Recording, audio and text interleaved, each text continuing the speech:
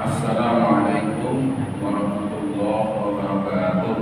Waalaikumsalam.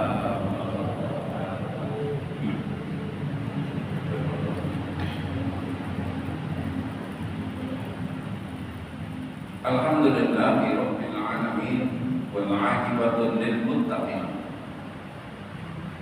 Asyhadu an la ilaha illallah al-malikul haqqul mubin. Wa asyhadu anna Muhammadan 'abduhu wa rasuluhu as-shadiqul wa'dil amin. Allahumma shalli wa sallim wa barik ala Muhammad wa ala alihi wa ashabihi ajma'in. Amma ba'du.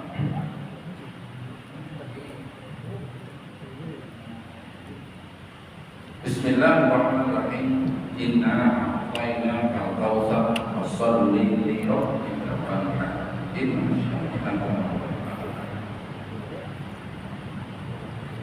Wa qala Nabi sallallahu alaihi wasallam, man kana sa'at falam yadh fala taqrabanna musalla.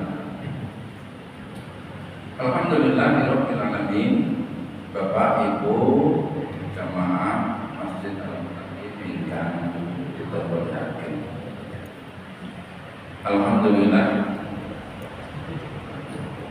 iki kita tenang. Mugi-mugi ciri-ciri pengawasan ingkang jamaahipun tenang menika sedaya pinaringan sehat wal afiat. Amin. Kosok haline kosok wangsulipun angger ngaji kok kotak waktu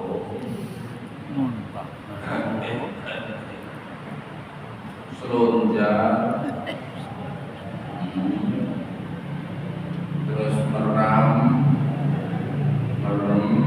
di tondo yang daro itu piler utawa kering. Yang kita kering dibelah terus enak gimana? Angel lumate belah sing doyan terus enak. Kering gitu sih. Didol gitu sih payu. Ini yang kados kula mendengar ibu-ibu iki yang kula tingali ngaji iki. Saking aura lan pasuryan panjenengan. Tiga teng kampus nggih kula pun profesor.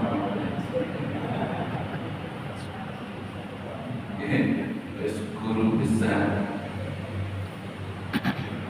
Terus gini, apa sih aku tak mungkin ya sedaya para alim, para ulama. Bila sekedhik kemawon lan mugi-mugi mangke wonten bapak ingkang saged paring pencerahan. Orang Jerman menyebut dengan sebutan Aufklärung. Manusia itu kalau mau mendapatkan pencerahan atau ilmu itu buatlah pikiran kita ini awalnya kosong, bersihkan dulu seperti kertas putih. Orang menyebutnya dengan sebutan tabula rasa adalah pintu gerbang ilmu pengetahuan. Namanya doa Rasul Sallallahu Alaihi Wasallam ketika kita mencari ilmu itu ada dua intinya. Yang pertama kita sudah sering kita ambil tengahnya saja. Rabbi zidni ilman. Satu. Rabbi wahai Rabb. Ketika kita menyebut Rabb dengan tujuan mencari ilmu, maka maka Rabb ini adalah sang pemilik ilmu. Wahai Rabb, ya Tuhan pemilik ilmu, zidni, tambahkanlah untukku apa yang kita minta, ilmu.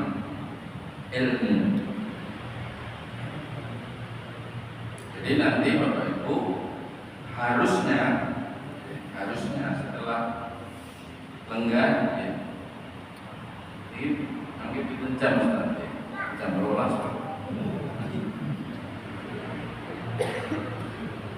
Harusnya Bapak Ibu setelah lenggan sahabat-sahabat menyebut tentang ya, saya dapat saya ambil. Itu Bapak Ibu akan mendapatkan apa yang kita minta.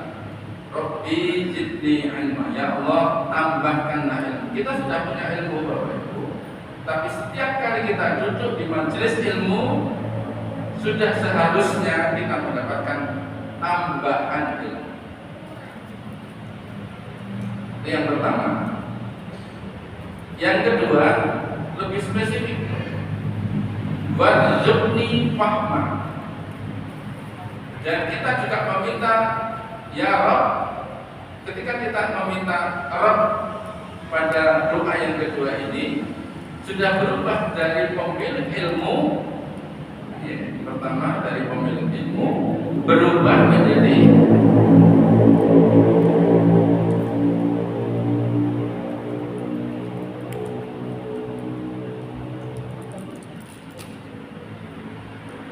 masjid pinggir pergi atas ini. Pinjang Pulau Usul yang ngaji jalannya ditutup. On mualaf lewat permisi mau, wong itu catur kawan satu mungkin itu. Yang kedua, ketika kita minta kepada Allah warzuqni fahma, berarti kan posisinya Allah bukan sebagai pemilik ilmu, tetapi Allah sebagai pembagi rezeki ilmu. Maka sebenarnya warzuqni, dan berikanlah rezeki kepadaku ya Allah. Apa itu? Fahma, kefahaman. Yang bosan itu ini dong. Itu mungkin titik andai karena rezeki itu rumusnya kata Allah dalam surat Al-Isra, inna rabbaka, sesungguhnya Rabbmu, yabsutur rizqa liman yasha wa yaqdiru lahu. Sesungguhnya aku Rabb Ar-Razzaq yang memberikan rezeki, pemilik rezeki yang membagi dan mengetahui betul siapa yang perlu diberikan rezeki dan siapa yang perlu tidak diberikan rezeki. Akulah Allah yang memberikan rezeki lima yasha bagi siapa yang aku kehendaki, wa yaqdiru lahu, dan aku juga yang membatasi rezeki bagi siapa yang aku kehendaki. Ila mangke Bapak Ibu rampung ngawas menika dicek mawon ibu-ibu nggih. Alhamdulillah. Ini termasuk kadang Ustaz. Alhamdulillah, Allah kita itu kalau ngatur sakit itu adalah sama bapak-bapak ya, nama sangat ngatur masjid sama ini gede ini luar biasa, bukan menjadi pelopor masjid di sini. Nanti dicek undur saking memiliki takut, Bu mau ngajinya apa? Ambo radong. Itu berarti kita tidak mendapatkan jatah kefahaman. Banyak di sini itu rezeki, di sini itu rezeki. Tapi rezekinya snack. Kalau belum ya boleh ini, enten agar-agar. Lagi nyenyak yang dari sektor profesor itu agar-agar. Ngerti yang Jatah tempe alhamdulillah bancale. Snack-snack publik Bapak Ustaz ya. Semoga menjadi sedekah Bapak Ibu untuk kajian dalam kita. Dikira repot yang kula ceramah alih ma'amrah boten iso. Terus kula mengke kula izin tak bawa muli.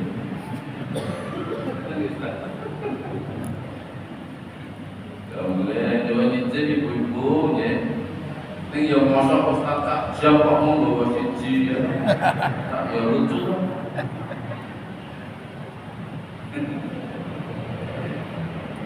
Bapak Ibu, kalau mau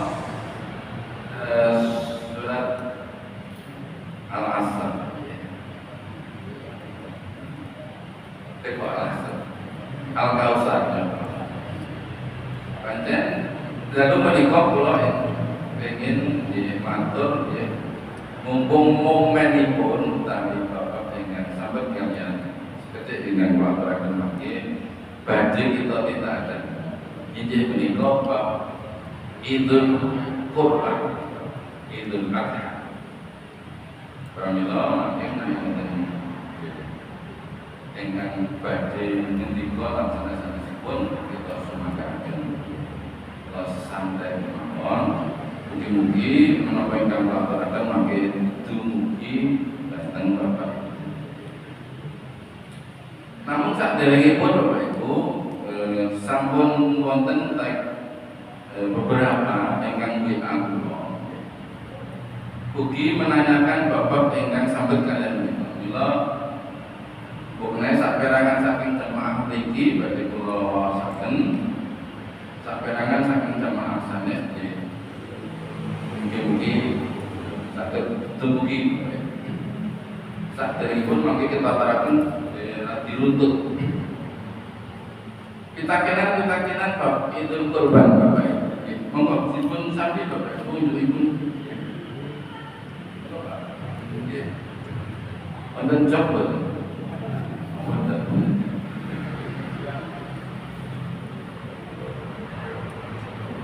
Kita ringkes Bapak Ibu. Ingkang sepisanan Ustaz ya kula ringkes kemawon pun. Benarkah orang yang berkorban itu besok di akhirat akan menaiki hewan kurbannya menuju berjalan di atas jembatan Shiratal Mustaqim menuju ke surga atau jatuh ujian di yaumul hari ketika kita menuju pembalasan terakhir. Sudah kita tadi Bapak Ibu, hadis ini kata Syekh Al-Albani, seorang ahli hadis ya, juga seorang hafidz hadis yang masuk di antara dua periode salaf dan khalaf. Meskipun sedikit kontroversi,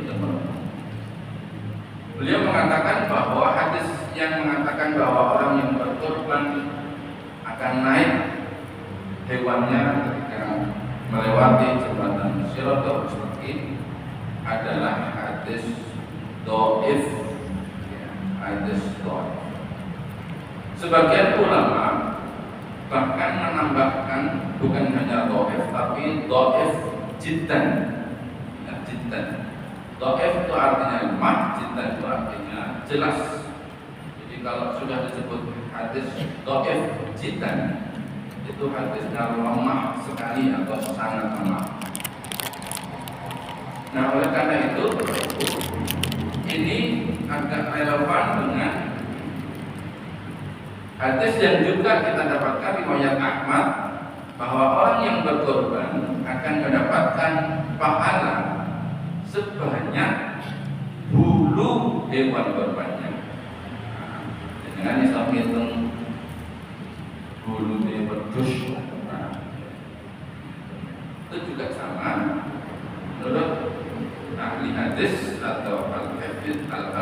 dan Ibnu Hajar Al-Asqalani, hadis itu masuk dalam radar hadis lemah atau hadis. Yang benar, yang bagaimana? Yang benar adalah orang yang berkorban akan mendapatkan kebaikan dari keseluruhan ya, fisik hewan itu. Jadi pahalanya kita akan dihitung berdasarkan kebaikan hewan kurban. Oleh karena itu ada hubungannya di Bapak Ibu menawi milih hewan sing arep dikurbanke, intinya hanya satu sebetulnya, yaitu sing paling sehat. Panggilnya.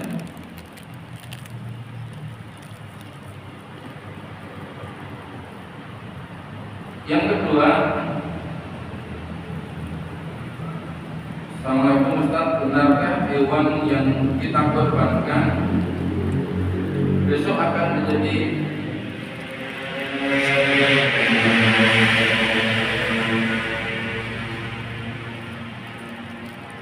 hewan yang kita korbankan akan menjadi hewan kesayangan di surga? Ini kalau menurut saya agak sedikit buat moyoworo meneh gitu. Moyoworo itu apa ya? Itu bikin cerita-cerita yang tidak ada dasar. Nanti saya kalau ditanya, Ustaz apa betul berarti besok di surga itu oka wedhus, sapi, unta, bawa-bawa. Itu juga tidak ada dalilnya, tidak ada kebenaran. Jadi di dalam fikih hadis seperti Ibnu Hajar atau Syekh Al-Albani, dua orang ini disebut Al-Hafidh. Kalau di kita itu Al-Hafidh kan dimaknai sebagai penghafal Quran. Gimana ya? Itu Al-Hafidh siapa? Sebetulnya tidak salah, tetapi yang dimaksud Al-Hafidh di dalam keilmuan mustalah ilmu hadis menika tiyang ingkang menggeluti, belajar, memahami sekaligus menghafalkan hadis ya, minimal 100.000 hadis, 100.000 hadis ke atas. Bukan hanya matanya atau redaksinya Bapak Ibu, tapi juga perawinya urut, satu jalur, dua jalur sampai ke jalur mutawatir itu dia hafal. Kemudian juga sampai kepada penilaian derajat hadis, mulai dari sahih, hasan, dhaif, ya, sampai maudhu, hadis palsu. Itu dia tahu. Orang seperti ini disebut sebagai Al-Hafidh, dan salah satu yang diakui di bawah Al-Hafidh Ibnu Hajar Al-Asqalani yang mensyarah Bukhari Muslim. Kalau penjenengan apa itu hadis Pak?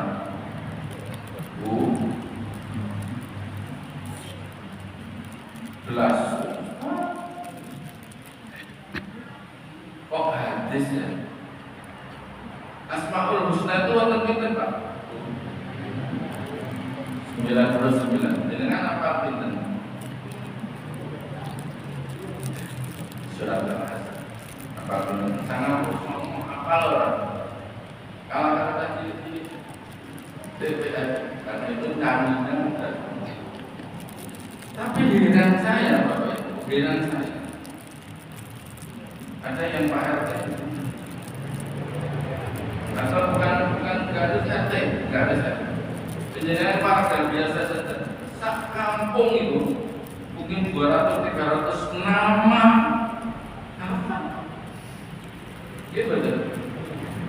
Sepong guru yang ngerti kayak Pak Mardi, kayak Pak Joko.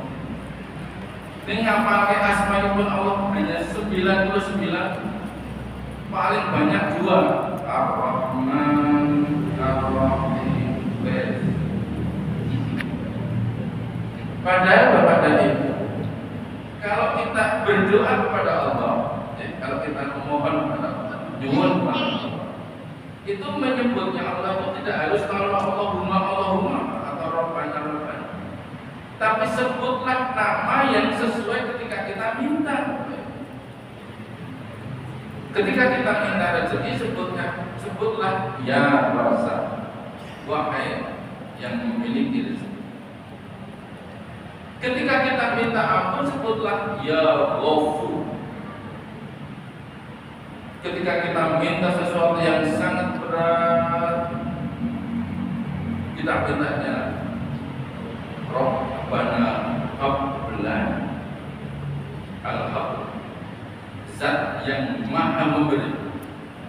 Begitu Bapak. Sehingga menghafalkan 99 itu, maka cukup kalian menopangkan kita sebatakan hari kita Allah Subhanahu.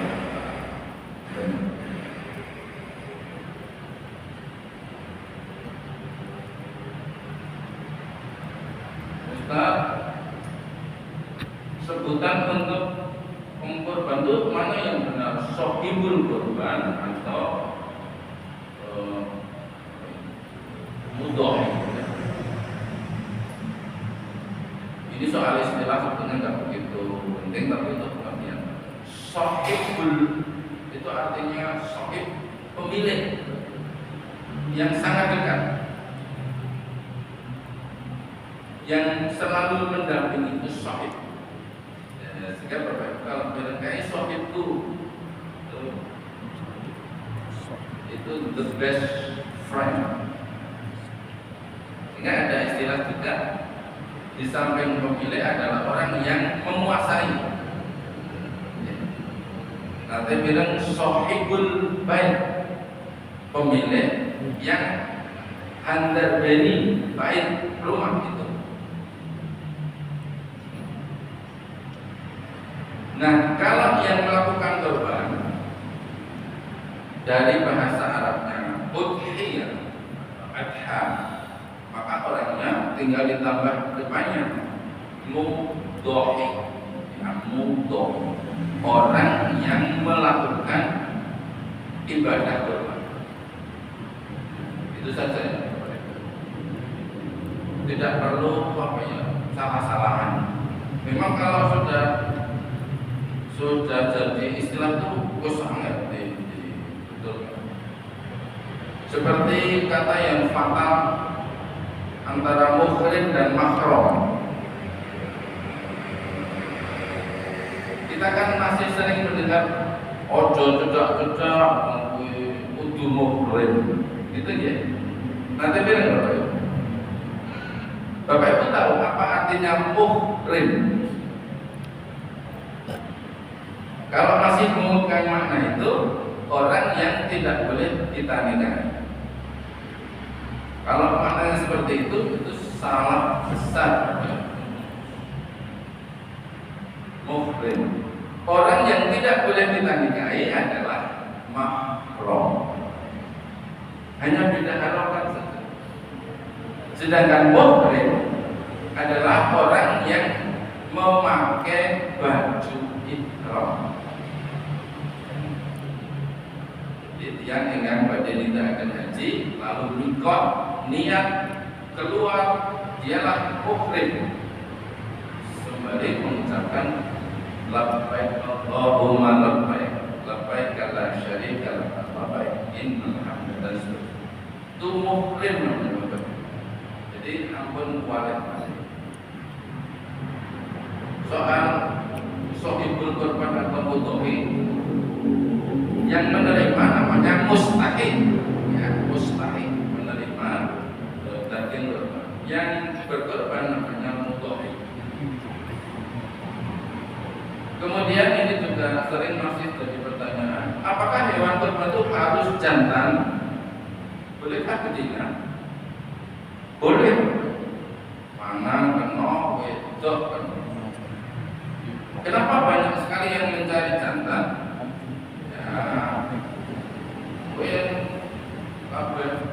Sapi itu dibelah di mana? Toko. Jadi tidak ada urusan dengan jenis kelamin Bapak Ibu, tetapi ada urusan dengan syarat, ya, dengan syarat apakah hewan ini sehat atau tidak. Kalau hewan jantan tidak sehat, ada cacatnya, ya nggak boleh untuk berpangsa. Hewan betina yang sehat, gemuk dan cakep boleh.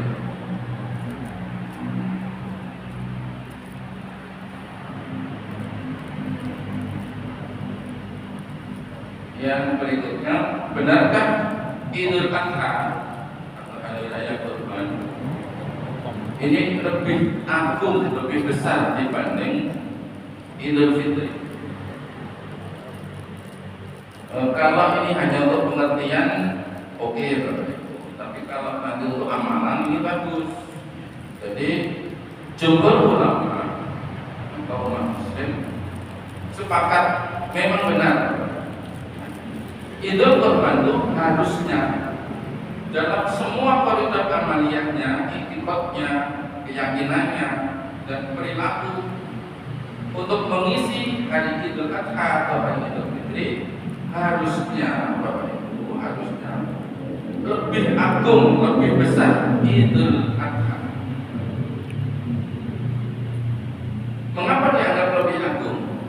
Oleh karena dari namanya saja, ya, Idul sama dengan Idul Fitri dari kata audun artinya yang kembali mendekat Allah Subhanahu wa Ta'ala. Setelah 1 tahun, ya, kita cenderung meninggalkan Allah Subhanahu wa Ta'ala. Maka Allah memanggil, inilah saatnya hari Nahr, hari penyembelihan, hari Udhiyah. Kembalilah dengan berkorban. Kembalilah artinya dekatlah kembali kepada Allah Subhanahu wa Ta'ala. Satu itu. Jadi ada momen hari itu harusnya seorang muslim, apalagi yang berkorban, itu dekat sekali dengan Allah Subhanahu wa Ta'ala. Kemudian hampir 1 bulan penuh di bulan Dzulhijjah ini Bapak Ibu. Besok ini akhir bulan Maret, Maret. Ini adalah waktu-waktu yang sangat mustajab dan sangat dekat keijabahannya dalam semua amalan, apakah itu doa, apakah itu amalan syariat seperti sholat, puasa, dan amalan-amalan soleh lain. Pada bulan itu pahalanya sangat besar. Kemudian yang ketiga alasannya, inilah syariat awal manusia, kemudian disempurnakan oleh Nabi Ibrahim alaihissalam dan dilanjutkan sunnahnya oleh kanjeng Nabi Shallallahu Alaihi Wasallam.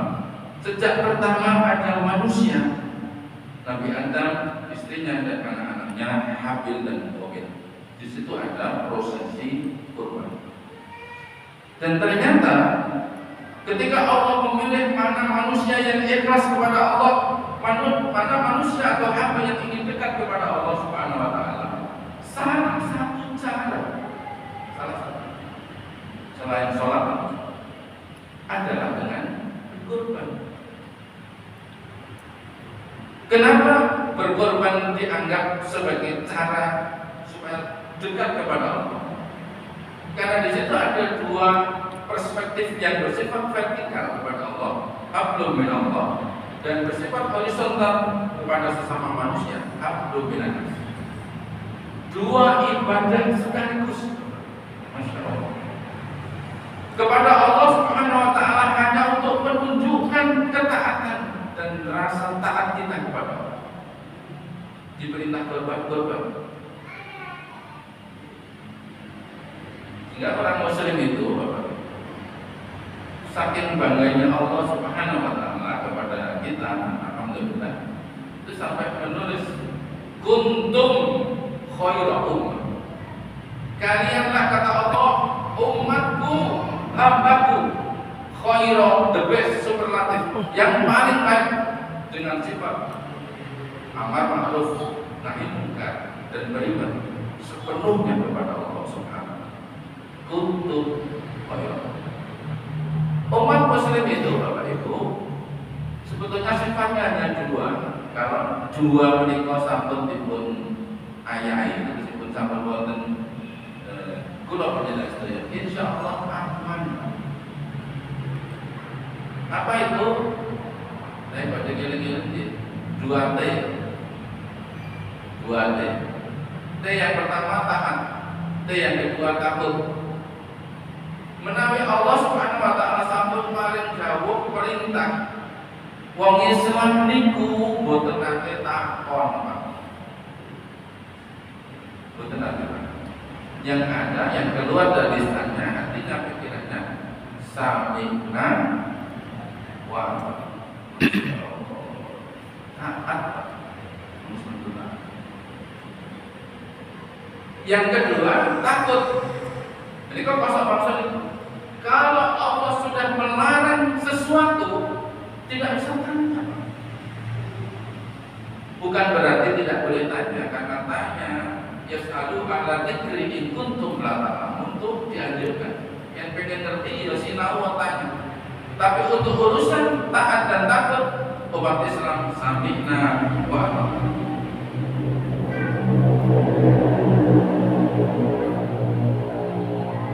Kadang-kadang Pak Imam sholat, ada yang sok ngendiko, ada yang tidak sesuai sunnah Nabi. Kita sok kira nih Bapak.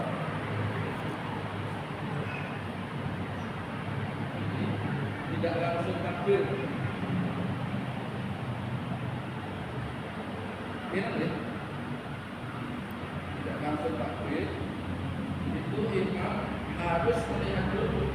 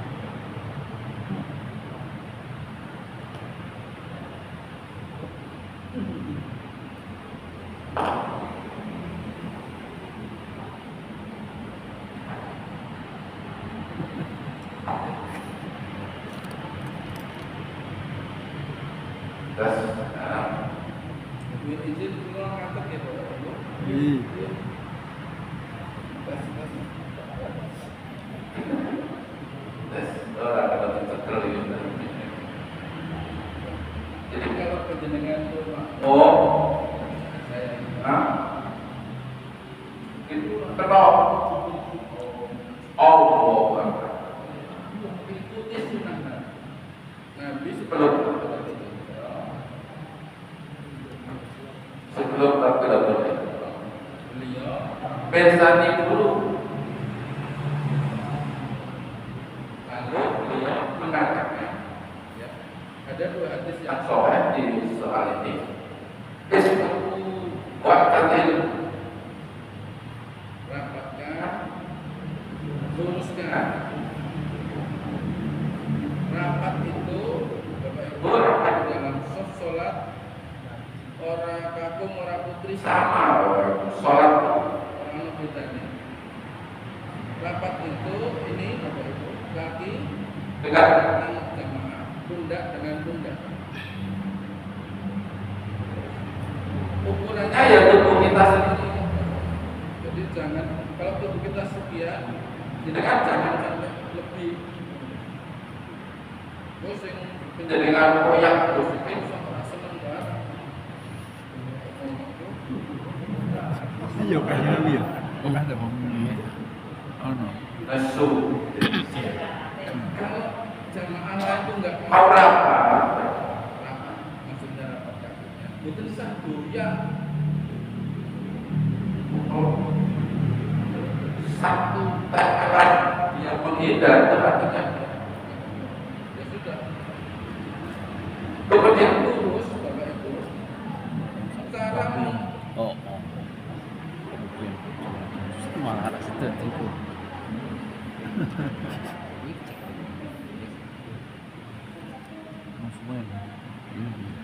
untuk mengukur lurus Bapak Ibu, ini karpet kita ini sudah disetting depan dan belakang. Yang diukur lurusnya itu, itu bukan ujung kaki depan, Bapak. Ya. Bukan ini,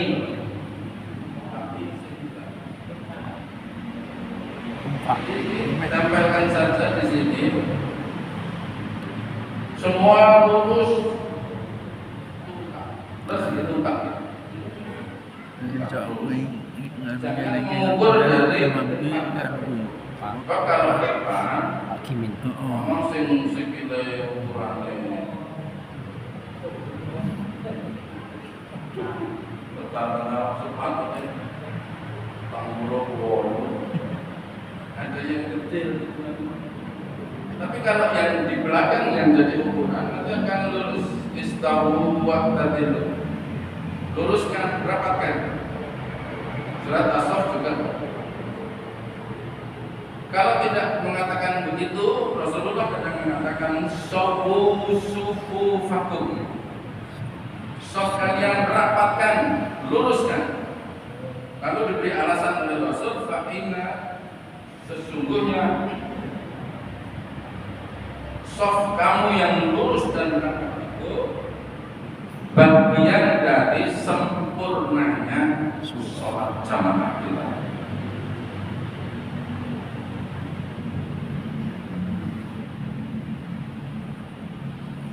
Nah, jadi Ibu, kepatuhan orang Islam yang disebut sebagai muttaqin itu seperti nama masjid ini munculnya hanya dua perilaku, yang dijauhi taat, yang diawisi takut. Tidak rumit, sangat simpel. Oleh karena itu kita alhamdulillah merasa insya Allah dengan mastaqatum kita mencoba untuk selalu taat dan takut kepada Allah akan masuk dalam kelompok yang dibanggakan Allah terhadap semua penghuni langit.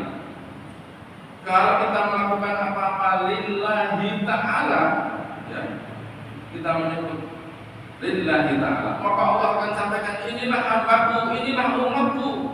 Orang-orang yang setiap kali melakukan amaliyah, dia selalu menyebut namaku karena ketaatan dan kecintaan mereka.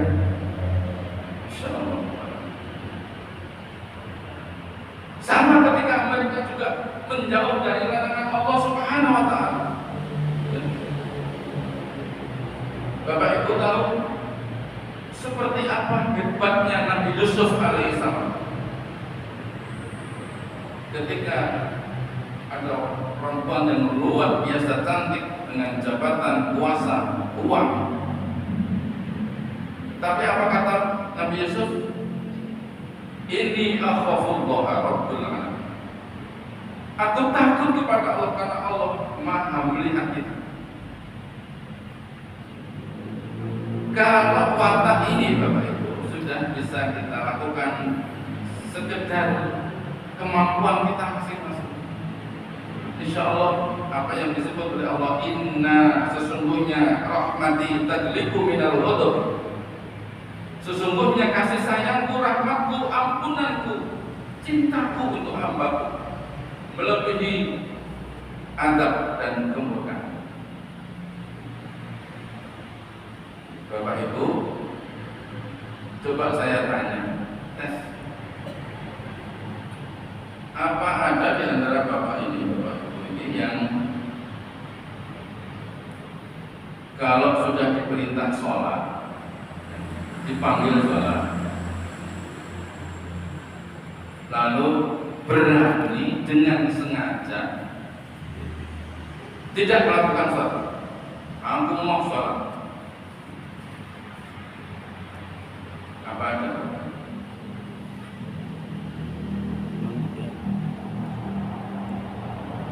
Saya itu Bapak Ibu, ini informasi aja teman-teman Bapak Ibu, punya 6 atau 7 partner diskusi agama. Semua agama yang diformalkan di Indonesia. Nasrani, ada dua. Kristen Protestan. Kenapa disebut Kristen Protestan? Karena memprotes Katolik. Ya. Katolik. Sebetulnya bukan Katolik, itu Katolik. Dari bahasa Yunani. Suatu ajaran yang digunakan untuk menyelamatkan semua orang. Katolik. Tapi kalau Indonesia, karena tulisannya THO Katolik. Isman.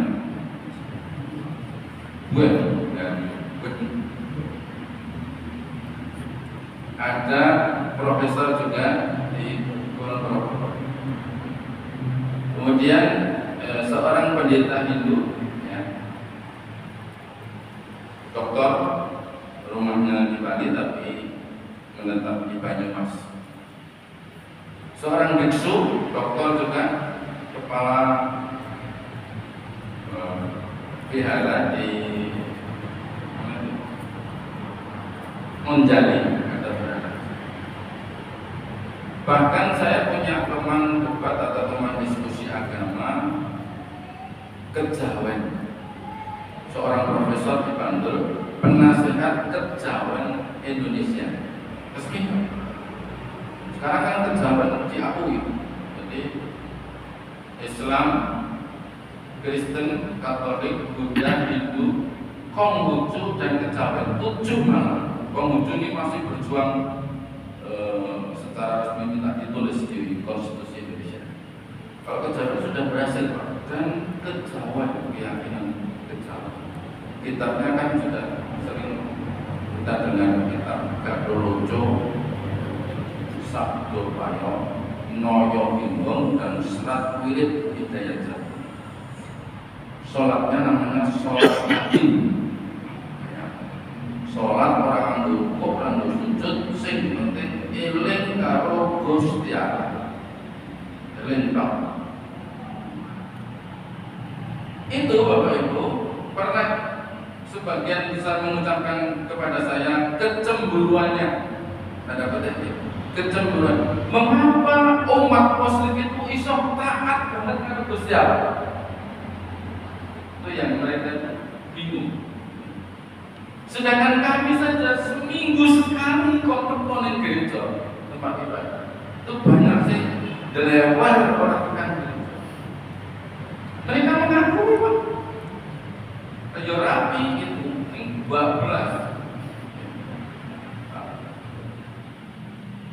Ini bapak-bapak ini, apa ada penjenengan di hari Jumat ketika Allah sudah mengatakan, ya ayyuhalladzina amanu idza nudiya lis-sholati fi yaumil jumu'ah fas'au ila dzikrillahi wa dzarul bait. Dzalikum khairul lakum in kuntum ta'lamun. Ketika Allah sudah menyuruh para muadzin hayya 'alas shalah, apa ada yang berani bapak-bapak ini tidak datang ke masjid salat Jumat? Wow. Nanggung. Wes khotbah saya ngomong. Gak ada yang berani. Mas-mas penjaga SPBU tutup, ganti putri ke masjid. Warung-warung tutup ke masjid. Yang mengajar di kantor, di kampus tutup semua. Sholat Jumat, Masya Allah, luar biasa. Untung sebaliknya apa ada di antara Bapak Ibu jamaah yang di sini saja yang berani ingkang wonten tetep dahar daging babi. Mana gimana? Ini tentang senaki jelas tahu. Ini yang pinggir-pinggir itu, oh, nulisnya bakso, nulisnya kengklen, bisa untuk berjuang, bercari. Dan kita tahu, karena sudah familiar, Indonesia itu konten yang ngomong A, artinya B, ngomong B artinya C. Termasuk sana tuh pejabat yang paling tinggi turun tuh kalau ngomong dengarkan Bapak, itu kebalikannya. BBM kita, energi kita sedang kita siapkan dan insya Allah aman. Itu berarti tidak aman. Terus percaya bro? Percaya. Kok kalian ngomong itu pun apa? Bukan lihat, bukan lihat hanya info. Saya termasuk 3 orang, ya, 3 orang yang merancang IKN Ibu Kota Nusantara Kalimantan Timur di Penajam Pasir. Saya yang merancang. Ini lokasi untuk pemerintah, ini untuk lokasi pendidikan, ini untuk wisata, ini untuk kedutaan dan lain-lain. Saya sudah bolak-balik masuk di Istana Garuda yang menyeramkan itu. Kemudian itu masuk di beberapa tempat untuk belajar.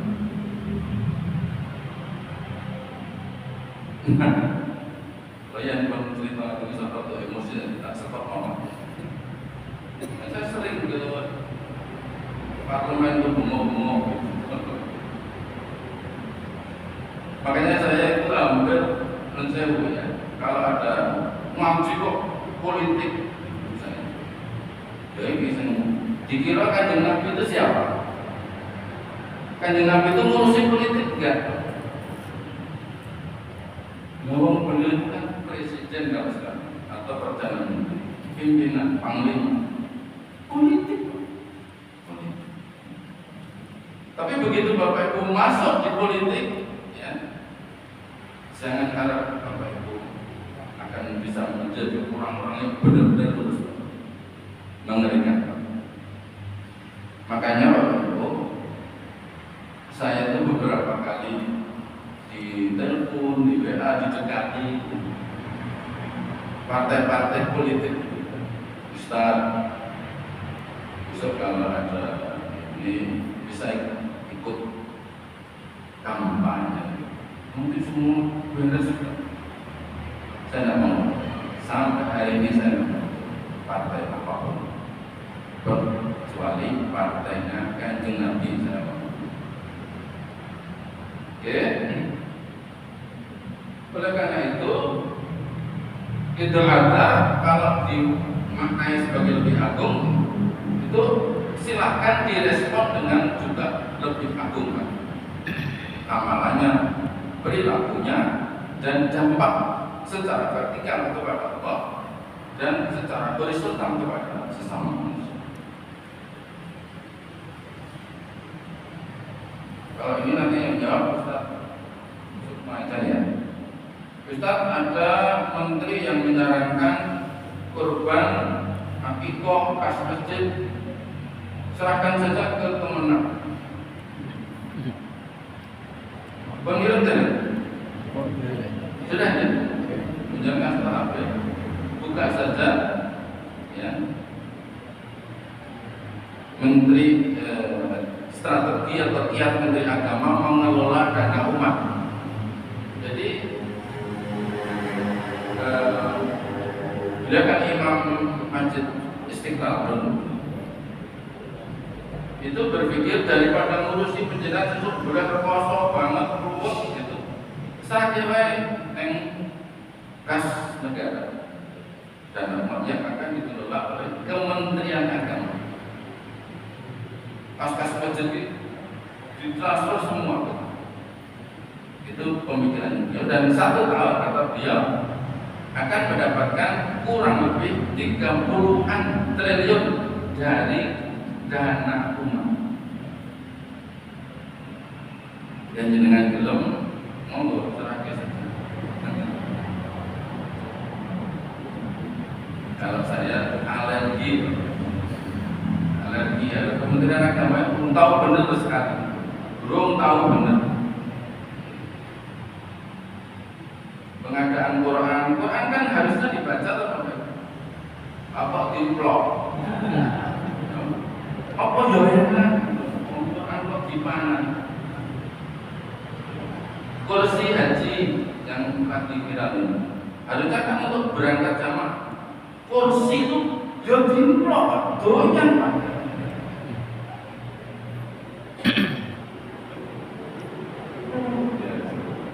Dulu ada Menteri Agama Silakan yang punya sudut Kementerian Agama sampaikan. Yang punya ide Menteri Agama tahun berapa? Katanya ada harta karun di Bogor oleh Menteri Agama dijujuk kemarin. Saya ngomong paranormal Menteri Agama diomongi dukun yang ono harta karun yang Bogor dijujuk tenang. Alhamdulillah, masya Allah. Orang yang berharta karun yang ento belai.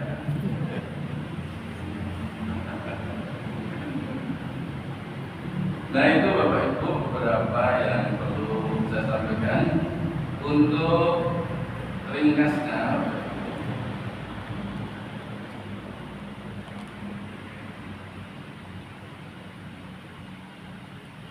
akan saya sampaikan supaya urut nanti paling 24 jam tadi itu. Jadi kurban itu Bapak Ibu, di samping ibadah-ibadah yang lain, ya, konten sholat, ngaji, poso, kurban adalah salah satu cara anggenipun kula panjenengan sedaya kepengin celah kalian Allah Subhanahu wa taala.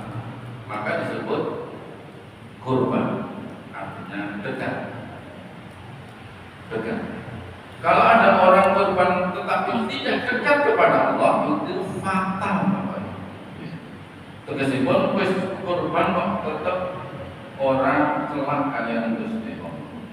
Padahal Allah selalu mengatakan wa idza sa'alaka ibadi anni fa inni qarib ujibu da'wat da'i idza ta'an falyastajibu li wal yu'minu ana. Kenapa kurban ini sangat penting Bapak Ibu? Kita tadi membaca surat Al-Kautsar. Bismillahirrahmanirrahim. Inna a'tainakal kautsar. Sesungguhnya aku Allah telah memberimu Al-Kautsar. Al-Kautsar itu menurut beberapa tafsir ada dua makna. Satu, kebaikan yang sangat banyak atau pahala atau ajrun. Yang kedua, Al-Kautsar adalah telaga, ya, telaga yang besok akan disiapkan diberikan Allah Subhanahu wa taala kepada kanjeng Nabi dan umatnya. Untuk mendapatkan itu kata Allah ayat berikutnya, fasholli li rabbika. Maka salatlah li rabbika untuk Tuhan, untuk Rabb. Jadi sekali-sekali ini Bapak Ibu, ketika kita sholat, niat kita memang ibadah kepada Allah Subhanahu wa taala.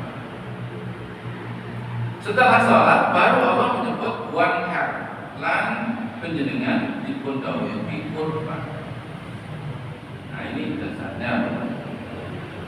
Mila kalau secara fikih, kalau ada dua perintah bersejajar, fasholli lalu wanhar, itu artinya sama, baik hukumnya, ya, keutamaannya maupun hal-hal yang akan kita peroleh nalika kula panjenengan sedaya tidak akan dua itu.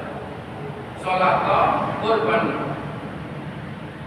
itu sama ketika Allah selalu menyebut orang-orang yang beriman itu selalu bersanding dengan wa amilas sholihat. Ya ayyuhalladzina amanu, orang yang beriman dan orang yang beramal saleh. Itu sama. Beriman saja tidak beramal saleh, dikira jantung.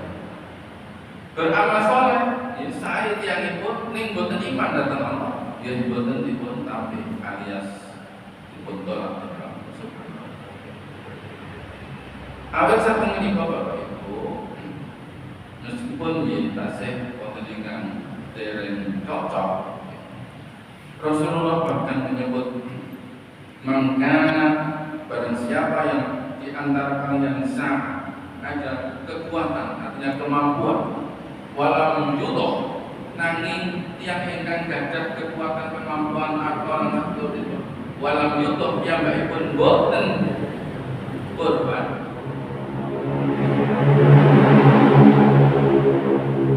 Maka Rasulullah ya tanda petik ya, ini mungkin untuk jangan dekat-dekat ke tempat sholat kamu. Wala taqrabanna musholan. Ini kalau dimaknai letterer ya, secara harfiah, wong sugih orang korban, rasa sholat, rasa yang masjidku, gitu kan? Itu sama ketika ada hadis, yakni para ustadz mohon hati-hati, para kiai, para ulama penceramah, jangan memaknai hadis tunggal. Hadis ini maknanya ini, cari dulu yang lain.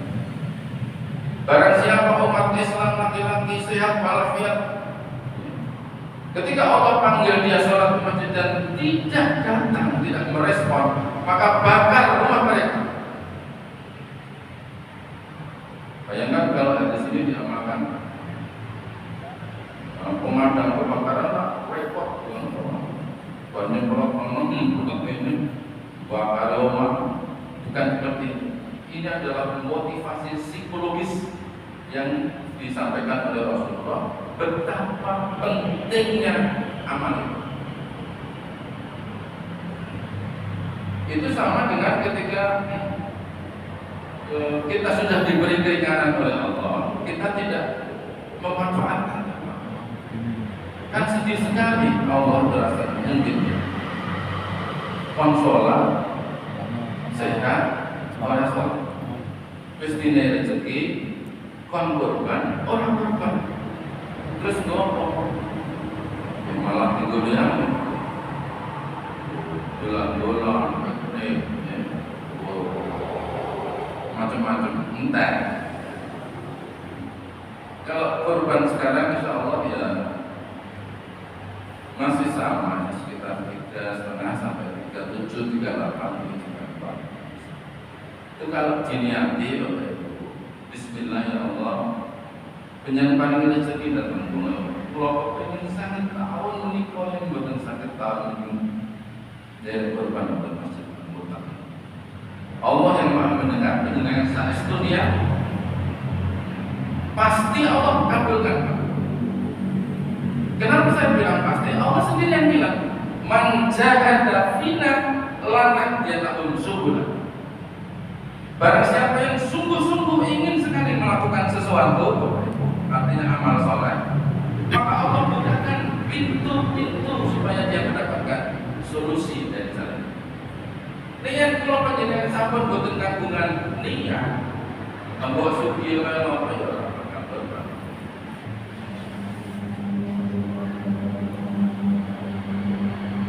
Tapi dari segi hukum banyak ulama sepakat tidak sampai wajib, hukumnya tetap sunnah, tapi sunnah muakkad, sunnah yang sangat ketat, sangat dianjurkan. Dan bagi orang-orang yang nazar doa, pengen sangat pokoknya aku sesuk ini yang aku mari loro, aku korban wedhus dulu, kan untuk ini begitu dan itu. Kalau kita nazar maka hukumnya naik menjadi wajib. Saya urutkan saja.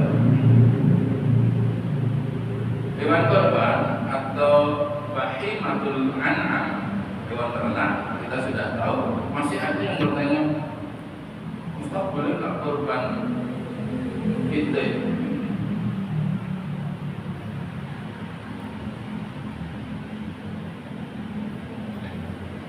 Ini yang kita paling gue gawe sate rong miring entah.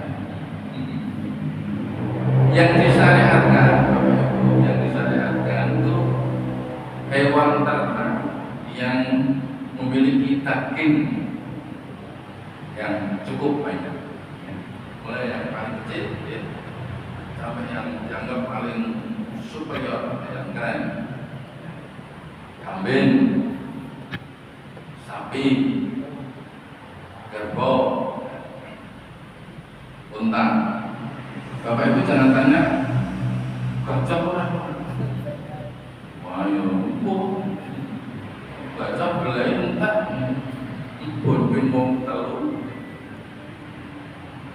Nah syarat-syaratnya itu seperti tadi kalau sampai nyinggung Bapak Ibu, yang penting itu sehat, jangan cacat, baik matanya, kupingnya, kakinya, jangan kelihatan kurus. Di beberapa masjid itu sempat terjadi keributan kecil. Kalau mudho'i yang awal itu ternyata sapinya luwih kuru ketimbang kelompok lain. Muncul suara duitnya pondok kurus banget. Begitu sih buat penelitiannya, gitu. Oleh karena itu rumus tadi koordinator ya, pokoknya semua dikomunikasikan. Ya, itu sengiki dan seterusnya. Ya, panitia tentu sudah berusaha dengan maksimal. Kemudian bagaimana penyembelihan yang baik? Kalau kita betul ngajari Bapak Ibu karena di pengalaman hampir semua jemaah masjid ada yang mumpuni, Pak. Tapi ada prinsip-prinsipnya, Pak. Yang pertama, penyembelihan itu tidak boleh meninggalkan rasa, ya, meskipun kita tidak mengalaminya atau tidak bisa merasakan rasa yang menyiksa binatang. Di Islam pun luar biasa. Tidak boleh menyiksa binatang ketika kita membawa ke tempat penyembelihan sampai disembelih. Tidak boleh ada hal-hal yang kira-kira membuat binatang itu tersiksa. Apa itu? Satu, jangan tunjukkan pisau itu di depan mata hewan yang mau dimasuk. Sedapat mungkin sembunyikan. Apa mereka tahu, Ustaz? Ini anjuran para ulama yang bijaksana. Bahkan di saat menyembelih pun tutup pribadi pun kalian bodong seperti itu. Pada saat yang sama, Bapak Ibu, ketika kita akan menyembelih, jangan ada binatang lain yang juga siap di situ melihat langsung saudaranya, temannya disembelih. Itu juga membuat stres. Dan nomor itu suka memberi kurungnya nomor tersebut. Ini Islam itu memang rahmatan lil alamin.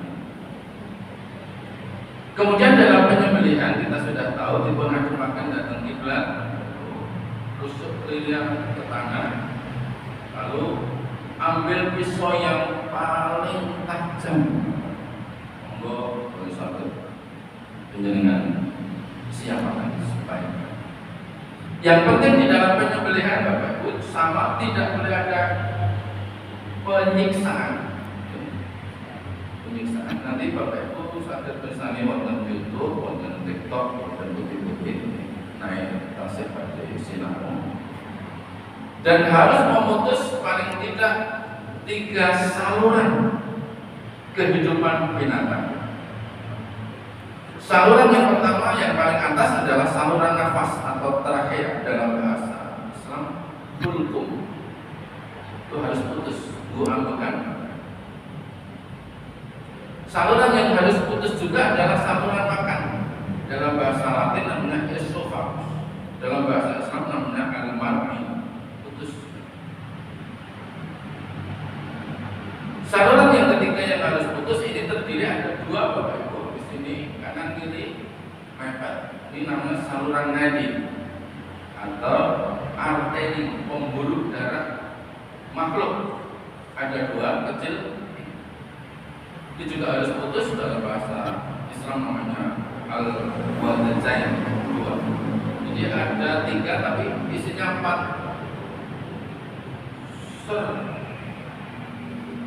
Beberapa ahli penyembelihan, ya, monggo silakan ya. Itu malah menyarankan pisaunya dari bawah, tarik. Syukur langsung putus. Jangan sampai dia ada di bawah itu. Yang pisaunya terus setahun rasa, waduh, sekali. Kalau tidak putus balik lagi, tapi jangan diangkat, tetap tempelkan. Maka para penyembelih memang harus kuat. Yang penting juga Bapak Ibu, jangan setelah disembelih, jangan pastikan dulu hewan ini sudah mati, ya. Baru dikuliti potong. Jangan sampai masih bergerak-gerak sedikit, setelah susu ngedol kulit, itu kesakitan. Kemudian yang terakhir tentang daging, bagian daging.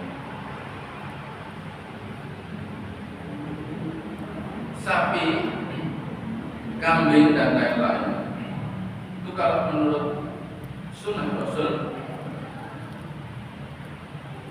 itu pertama Rasulullah pernah berkorban dengan 2 kambing, lalu beliau mengatakan Bismillah, Allahu Akbar, inna min Muhammadin wa alihi wa inna min Muhammadin wa ummati. 2 kambing, Rasulullah sendiri yang menyembelih. Dia mengatakan Bismillah, Allahu Akbar, lalu ini darimu ya Allah, dan ini dari Muhammad dan keluarganya, dan yang satu ini dari Muhammad dan umatnya, maka terima kurban kami. Dari analogi ini Bapak Ibu, satu binatang itu bisa di atas namakan satu keluarga, kambing.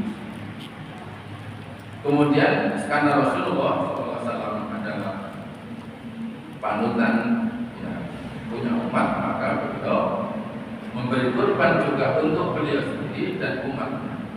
Nah, tegesipun kalau keluarga mau kurban bukan sah rebutan. Aku ibu sudah diniatkan saja dari salah satu, sehingga bapak, istri dan anak-anak mendapatkan pahala yang sama. Yang kedua, arti dari kias amalan Rasulullah untuk umatku menikah kesimpulan. Seandainya umpami kula panjenengan sedaya dumugi sowan dhateng Allah Subhanahu wa taala, menika kok dereng pun ijabah kurban, maka sudah diwakili oleh kurban Rasulullah SAW. Betapa baiknya Rasul dan Allah Subhanahu wa taala. Tapi itu bukan berarti lajeng kula panjenengan penak-penak. Ya, kita kembali kepada hadis motivasi dari Kanjeng Nabi tadi yang apa? Duwe kok orang korban itu cara kula nggih dan kalau cara Roma Irama itu.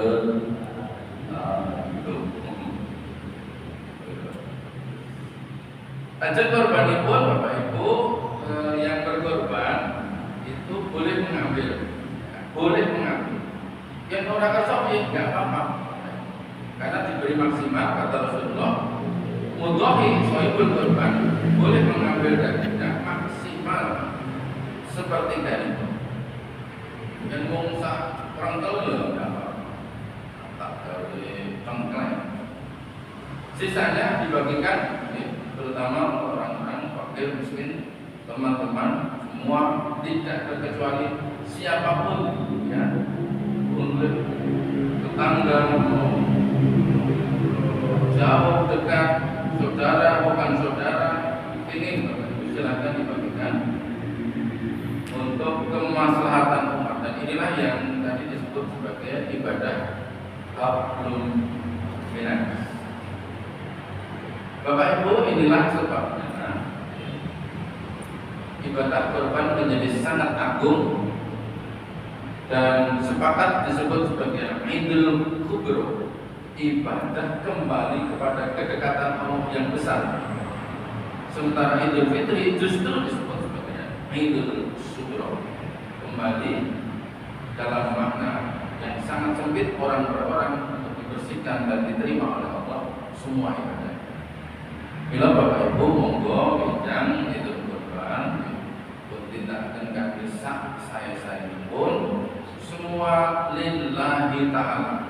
Tidak ada yang merasa harus dapat ini, dapat itu dan sebagainya, karena kita ingin dekat kepada Allah Subhanahu wa taala. Mungkin Bapak Ibu ingkang sampun turban tahun menika estu saged ijabah melakukan pun ajab celak Allah pun ampuni sedaya repak lan dosa kula panjenengan sedaya. Kita meneladani Nabi kita sallallahu alaihi wasallam juga Nabi Ibrahim alaihissalam. Ingkang dereng kita gunakan tahun-tahun lajeng Bapak Ibu ingkang pinangan kemampuan kesempatan saged gunakan ibadah kurban. Kalau kita menikah Bapak saya ingkang saged kabaraken namun segede sampun lalu setengah rolas ing wonten titipan menawi wonten ingkang badhe pangapunten alhamdulillah jeneng wonten luwih alhamdulillah efektif. Monggo